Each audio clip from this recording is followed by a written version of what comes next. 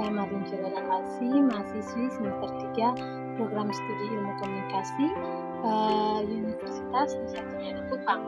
Pada kali ini saya akan menjelaskan mengenai 3 dari teori-teori komunikasi yang ada sebagai bentuk dari tugas ujian tengah semester pada kuliah teori komunikasi.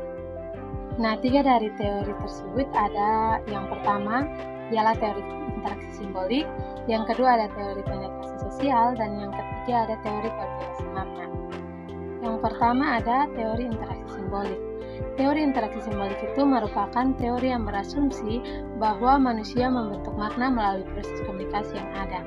Nah, teori ini dikemukakan oleh George Herbert Mead pada tahun 1969, kemudian dilengkapi oleh Herbert Plumer pada tahun 1972. Dari teori ini saya mengambil sebuah contoh kasus mengenai bagaimana kita memaknai cara berpenampilan seseorang. Maksudnya itu ialah ketika pada hari Minggu kita melihat seorang wanita dengan menggunakan pakaian suster dalam konteks agama Katolik, menggunakan penutup kepala, kemudian menggunakan rantai, dan atribut-atribut lainnya dari pakaian tersebut, kita sudah dapat memaknai bahwa orang tersebut akan pergi beribadah pada kapela-kapela yang ada ataupun gereja-gereja Katolik yang ada. Nah, kita masuk pada teori yang kedua, ada teori penetrasi sosial.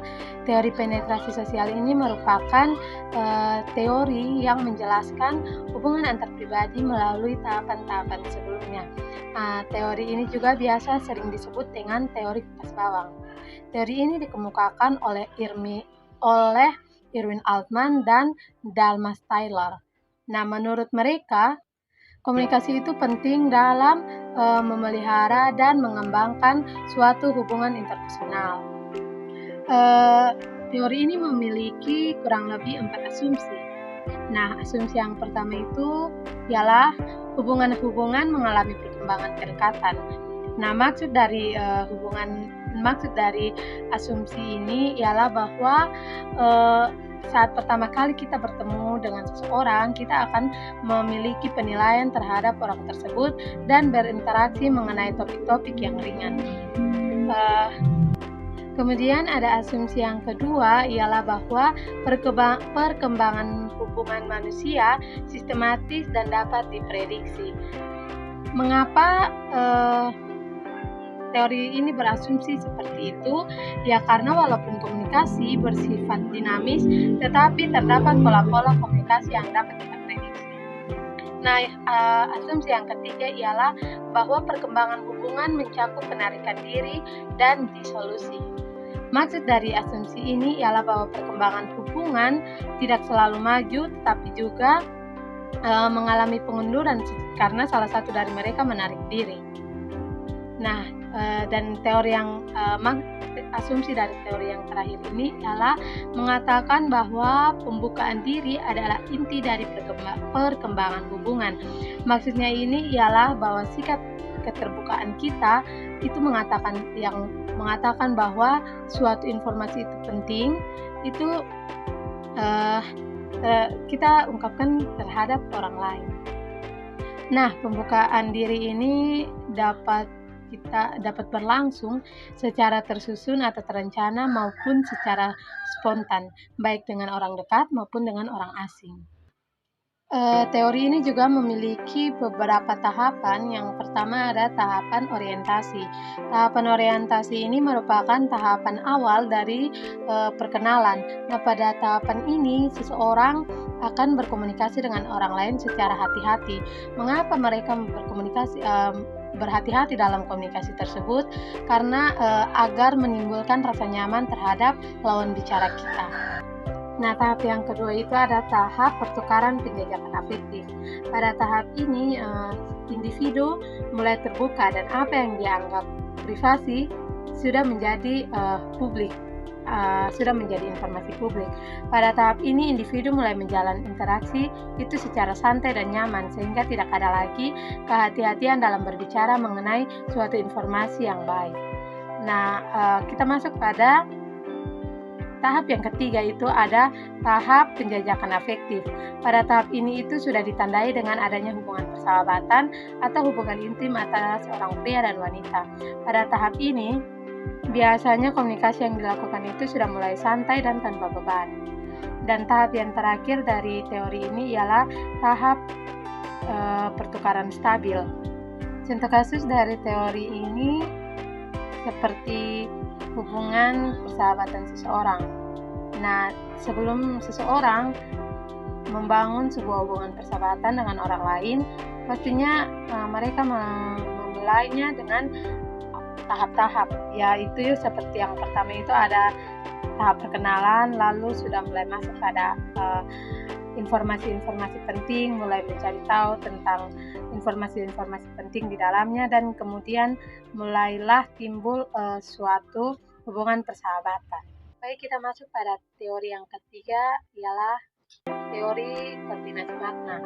Teori koordinasi makna ini adalah bahwa setiap individu memiliki penafsiran tersendiri dalam makna ketika berinteraksi dengan orang lain.